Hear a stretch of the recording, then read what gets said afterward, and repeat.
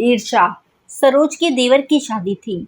भाग दौड़ करके वह सब रिश्तेदारों की आवभगत में लगी हुई थी। उसकी सासू माँ नहीं थी। घर में सिर्फ उसके ससुर, पति और देवर ही थे। सब लोग सरोज को बहुत मानते थे और उसे अपनी पलकों पर बिठाकर रखते थे। सरोज भी सबका बहुत मान सम्मान करती थी। शादी से महीने भर पहले उसकी मासी सास आ गई थी ताकि सरोज को सारे रीति रिवाज समझा सके और सरोज भी पूरे दिल से सारे रीति रिवाज निभा रही थी। वह शादी के सब कामों के साथ साथ अपनी 4 साल की बेटी अक्षरा को भी संभाल रही थी। मासी सास तो उसकी प्रशंसा करते नहीं थकती थी। गोरा रंग, बड़ी बड़ी आंखें और लंबे लहराते बाल, सबको एक नजर में ही वह भा जाती थी। सरोज को अपने पास बुलाकर मासी जी बोली, सरोज बहू, तुम पर तो पूरा विश्वास है मुझे। तुमने अच्छे से घर को संभाल लिया है। अब देखो दूसरी बहू रानी कैसी आती है। वह सबसे मिलकर चलती है कि नहीं। आप चिंता ना करो मासी जी, मधुमिता बहुत प्यारी है और उसका व्यवहार भी बहुत अच्छा है।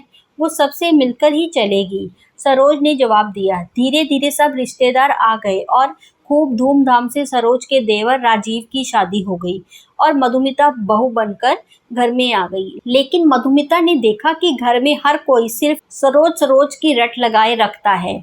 सब उसकी तारीफों के पुल बांध रहे थे। यह देखकर मधुमिता को थोड़ा अच्छा नहीं लगा।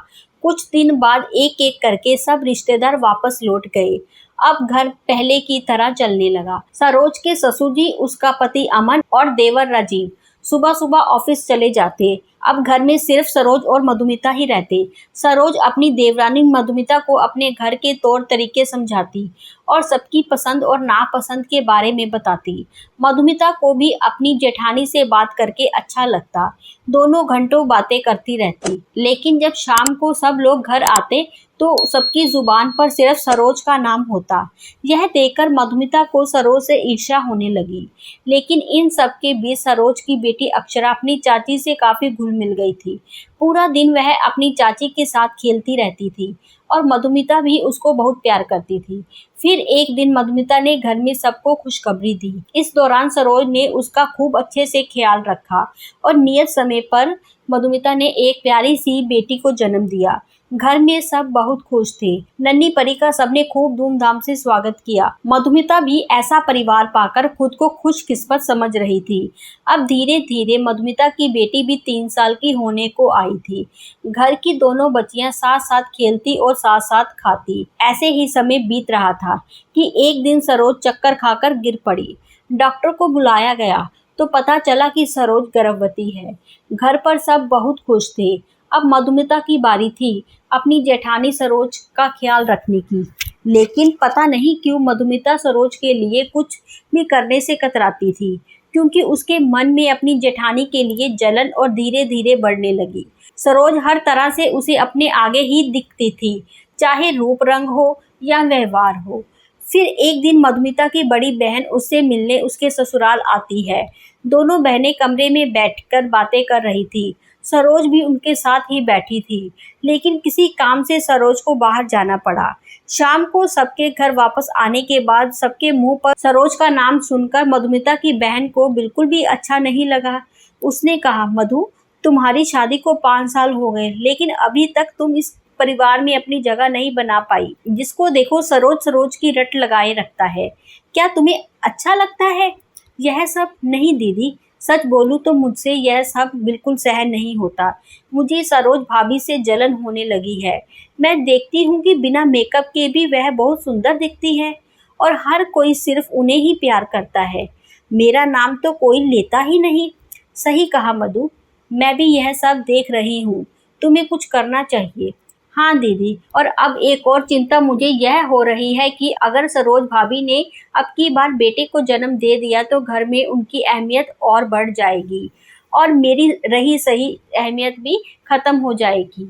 सरोज भाभी जब हंसते मुस्कुराते बात करती है तो मैं अंदर तक जल भून जाती हूँ।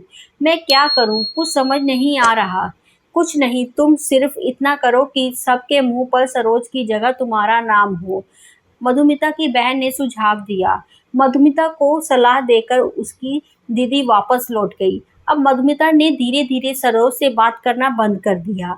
सरोज ने वजह जाननी चाहिए, तभी मधुमिता कहने लगी, मेरा मन नहीं करता आपसे बात करने का। इस घर में सिर्फ आपकी ही चलती है, मेरी कोई जगह ही नहीं है और ना ही आपने मुझे वह जगह बनाने दी। यह सुनकर सरोज हैरान रह गई। उसे पता नहीं था कि उसकी देवरानी के दिल में उसके लिए इतना कुछ भरा है।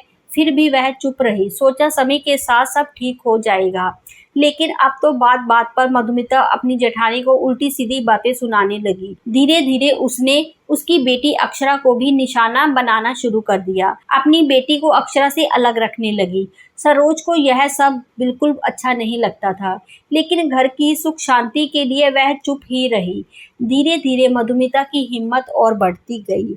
सरोज यह बातें घर में किसी को नहीं बताती थी और इसी का फायदा मधुमिता ने उठाया। लेकिन अब दिन रात मधुमिता को इस बात की टेंशन होने लगी कि कहीं सरोज बेटे को जन्म ना दे दे, और उसकी जलन ने नफरत का रूप ले लिया। और इसी नफरत के चलते एक दिन उसने सरोज को गिराने का फैसला किया ताकि उसका बच्चा गिर जाए। सरोज इन सब बातों से अनजान थी। एक दिन मधुमिता कोई सीरियल देख रही थी और उसके मन में एक विचार आया। जैसे ही सरोज नहाकर बाथरूम से बाहर निकलने वाली थी, उसने बाथरूम के बाहर थोड़ा सा तेल गिरा दिया ताकि सरोज गिर जाए।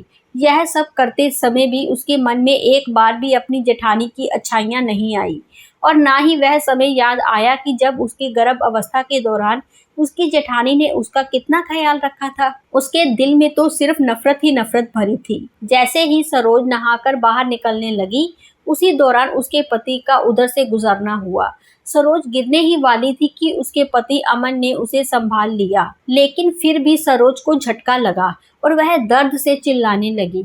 अमन उसको लेकर तुरंत हॉस्पिटल में भागा। डॉक्टर को आनन फानन में सरोज का ऑपरेशन करना पड़ा, क्योंकि उसके बच्चे की जान खतरे में आ गई थी। घंटों की मुशक्कत के बाद सरोज ने एक बेटे को जन्म दिया।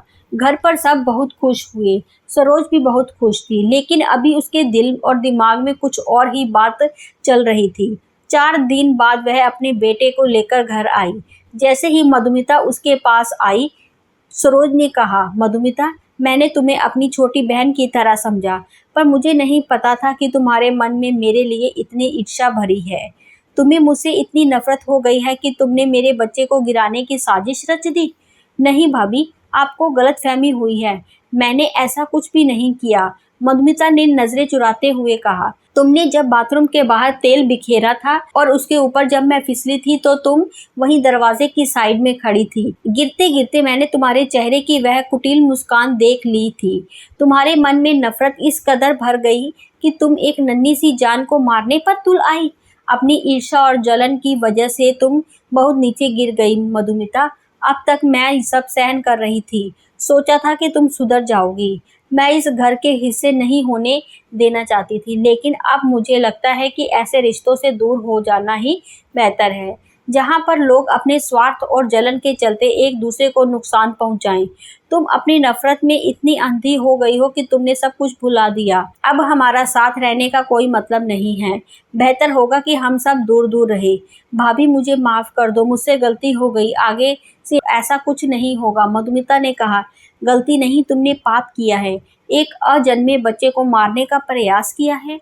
मैं तुम्हें कभी माफ नहीं करूंगी। दोस्तों, कई बार ऐसा होता है कि कुछ लोगों की ईर्ष्या इस हद तक बढ़ जाती है कि वो हमारे साथ कुछ भी गलत करने में संकोच नहीं करती। ऐसे लोगों से समय रहते दूर होने में ही भलाई है। उम्मीद करती हूँ ये स्टोरी आपको पसंद आई होगी। हमें अपनी राय ज़रूर बताएं। कहानी पसंद आई हो तो चैनल को लाइक, कमेंट्स और शेयर ज़रूर करें। चैनल पर आप नए हैं तो चैनल को सब्सक्राइब ज़रूर करें। धन्यवाद।